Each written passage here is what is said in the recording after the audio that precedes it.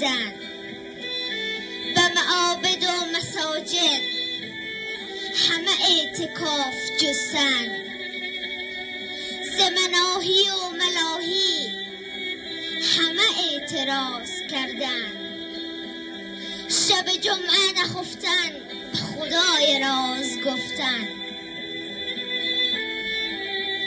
ز وجود بینیازش طلب نیاز کردن، به خدا قسم که آن را ثمر آن قدر نباشد که بر روی ناامیدی در بسته باز کردن، که بر روی ناامیدی در بسته باز کردن. تشکر از توجهتون.